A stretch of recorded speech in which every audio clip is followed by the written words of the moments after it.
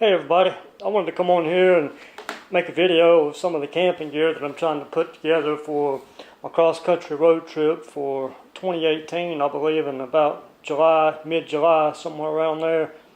Just wanted to put a few things together and maybe show a few people who've never been motorcycle camping or looking to trim down some of the stuff they have so they won't take up quite as much room.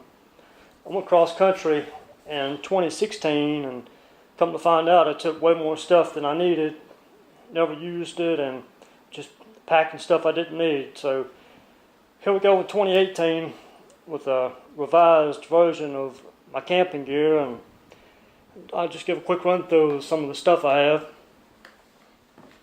Alright, we'll start with the Thermarest Z-Lite.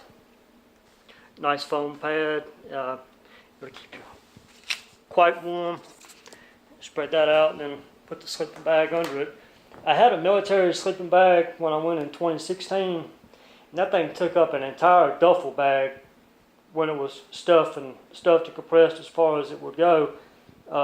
This go around I've got a down sleeping bag, and it's actually a Mountain Hardwear ratio 15. It's probably going to be overkill in July, but I'm going up into the Sierra Nevadas, up in Sequoia National Park, and up in some mountain passes. I'll be camping on some mountain passes in Colorado. I did the same trip in 2016, and it got down to, well, maybe the 50s at the lowest, but nothing else I can lay on top of it. And the good thing about the down sleeping bag is it compresses down really, really small. 3 times as small as the military sleeping bag did. I can actually put that in a sack and put it in my book bag here. A backpack, some Maxpedition Vulture 2. I really like that pack, and it holds a lot of stuff. Okay, I'll be using the same tent I did in 2016, which is the Marmot Tungsten 2P. It's a great tent. I have the Helinox Chair 1. A lot of times, guys, when you get to campsites, the picnic table will be quite a ways away from the campfire pit. It's nice to have a chair where you can sit and relax by a fire after a long day's ride. And these are the stakes and poles. I keep them separate from the tent because if you keep them together and they vibrate, rattle all day long on a ride, it's a good chance you could fray or puncture your tent. You sure don't want that. Again, a little bit of food. I've got some blueberries, salmon. I prefer salmon, and rice, of course. And this is actually dehydrated spaghetti. This will make several meals. I'll have a lot more packs of this to take along with me, so I won't have to buy quite as much food. And I don't have any here, but I like to buy cans of chicken and mix it in with the rice. That makes a great meal. Plenty of protein, it's good for you. It doesn't upset your stomach. So you've got grits, oatmeal, Cliff Bars, Vienna sausages. Pretty good snack. Got 2 pair of riding gloves. Inevitably, you're going to go through a rainstorm and get one pair wet. You can put on another pair, and if it's really hot out, you don't want to put your big heavy leather gloves on, but these will be nice in Colorado, up in the higher passes that I go through. Of course, a good pair of sunglasses. A pair of Ray-Bans. They have the G10 lenses on them. It's supposed to prevent headaches and real bright sunshine, and I can agree that they do that. Up in the air about which knife I want to take. I've got the new Mora Garberg here. It's a full tang knife, and the Ontario SP9, SP8, I believe it is. Both are great knives. I'm still not sure which one I want to take. It's got some bear spray, of course. There's a lot of places I'll be camping. It's recommended that you have some bear spray. Gerber multi-tool. That thing's going to come in handy. It did on my last trip so many times. It's got scissors, a knife, a fan. Going across country, I'll probably camping in Oklahoma, places along there in Tennessee, and I know it's going to be in the mid to upper 70s at night at best, so having a small compact fan will be great. And camp hatchet for busting up kindling. make my fires at night to run the mosquitoes and bugs off. Black diamond headlight. What I really like about this headlight is it's got a lock feature on it. So if you hold the top button down, I think for 6 or 10 seconds or something like that, it locks it. So if it's rattling around in your pack or something pushes up against it, it won't turn on, and you get to camp and find out you need your headlight and go to turn it on and the batteries are dead. And I have no worries about that, the battery going dead on it now. So that's really nice. Got a GSI stainless steel cup. Really nice.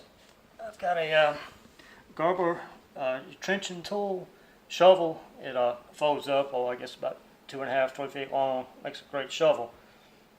You actually have to have a shovel and some contents of water when you go into California. So you have to pass a small test in order to get your California campfire permit.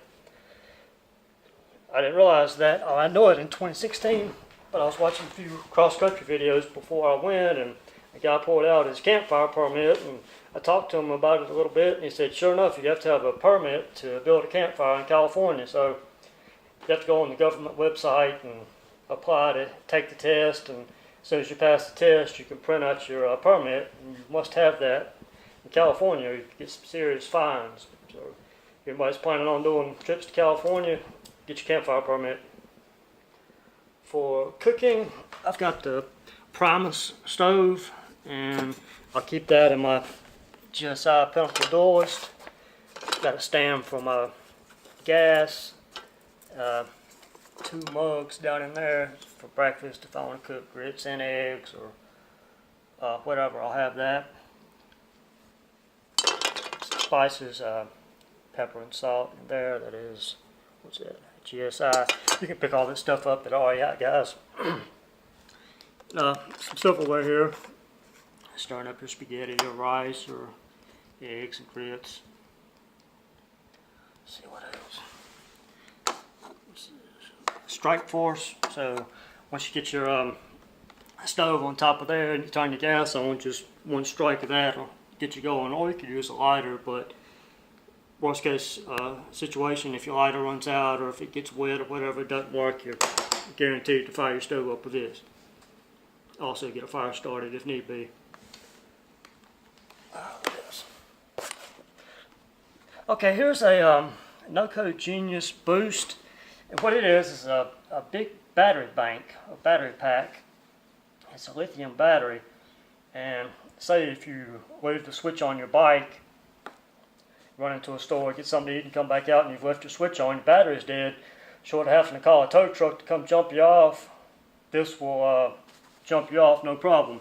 I've seen quite a few videos on YouTube that this particular unit would start 6 or 7 vehicles that the battery had gone down in, and way down below freezing temperatures. And also it's got a USB port on it, so you could charge your phone 6, 7 times, 8 times. And the cool thing about it is you can charge it up with the USB and cigarette lighter adapter. And I have a cigarette lighter output on my bike that the GPS will be plugged into, so I can always keep that charged. It's going to be a really nice addition. Gas tank. Retta gas tank that fits snug in the saddlebag up in the corner. Guys, there's nothing like having the insurance going through the desert, 120 miles, 150 miles to the next gas station, and having that insurance of an extra gallon of gas. It's just, I was so happy to have it when I went cross country in 2016. My fuel light was on several times, and it said I only had about 10 or 15 miles left, and I had this in my saddlebag just in case. But it's just a great feeling to have extra gas. I've been across country a few times, and I've always used open-faced helmets, and this time I decided to go with the full-face helmet just for safety. And with the open-face helmet with glasses on, the rain gets behind your glasses, gets in your eyes, and you just can't see. I mean, it floods your eyes out and makes your eyes sting with this much rain gets into it. And it's going to be nice having this full-face helmet so I can ride more in the rain, be able to see better. And also have the protective chin bar there, chin strap, just in case of the inevitable. Like I said, the Maxpedition backpack, I'll be able to get my sleeping bag in here and my tent. I can get that to compress down really well. And moving on to toiletries bag, washcloth. Let's see, I've got deodorant, shampoo, toothbrush, toothpaste. I've got some Neosporin chapstick, soap on the side, there's some shaving cream in there, razor, Q-tips. Guys, I'm using a microfiber towel to dry off with. I don't have the room to carry a great big cotton towel. I've tried this microfiber towel out several times, and I can get completely dry with this. With this small towel, get completely dry with it. So there's no sense in carrying a great big cotton towel when that has nearly the same absorbency as a great big cotton towel. Okay, let's see what else. Next, moving on to rain gear. I'm using a Harley Davidson Rutledge rain gear. It's got a thicker material than your standard rain gear, and I would suggest get the rain gear that you can afford. Don't skip out and get the cheap stuff. You touch your pipes, just for a split second, you're going to burn a hole in them. These actually have a heat guard on the inside of the leg, so they can sit on the pipe and not burn through it. Thicker material, and they don't flap as much in the wind. And if you're riding 1,000 miles in the rain, and the consistent flapping, it's really going to fray your rain gear. I've seen it happen. And this stuff doesn't seem to flap in the wind quite as much. I've got a full review on my channel if you guys would like to go check that out. Also, I've got a Mountain Hardwear down vest. This actually has a pocket. One of these pockets comes out, has a small pocket inside of a pocket, and stuffs down into a pack about that big. So you just stuff that in the corner of the backpack and have a warm down vest. It also has Q-Shield down in it, which is waterproof. It'll still have its fluffiness. It repels the water. Each individual feather has been treated. See, moving on. This is a cooling vest. Here on the East Coast, it really doesn't make that much difference. It really doesn't work well, but out west, like going through the desert, Nevada, Arizona, Utah, California even, it's a drier heat out there, and what you do is you soak this in water for 2 or 3 minutes. It absorbs a lot of the water, and you put it on over top of a t-shirt, and then put your riding jacket over top of it, and open your vents on your jacket, and it's evaporative cooling. Guys, I have one when I went cross country in 2016, and it feels like you have an air conditioner under your coat. I honestly don't think I could have made it through the desert 111, 115 degrees for hours without one of these cooling vests. They're a little pricey, but they're definitely worth it.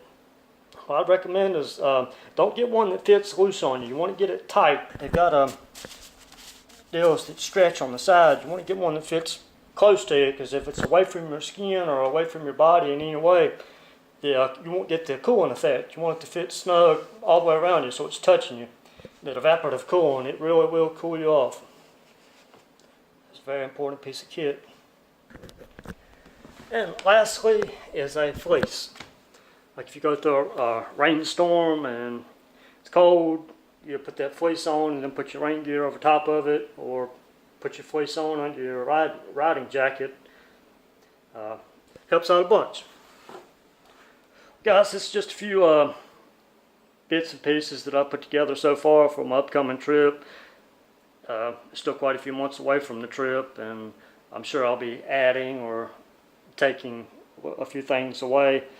I know I'll be adding a few pieces of food, some canned chicken, and I'll be doing some more dehydrated food. I'll do some vegetables as well. But the spaghetti, it's really good. Get to camp and boil some water and put the spaghetti in it and let it cook for 6 minutes, 7 minutes, something like that. And you've got a real good bowl of spaghetti. Well, I guess that's about it. If you guys have any questions, leave them in the comments. And thank you so much for watching, and God bless.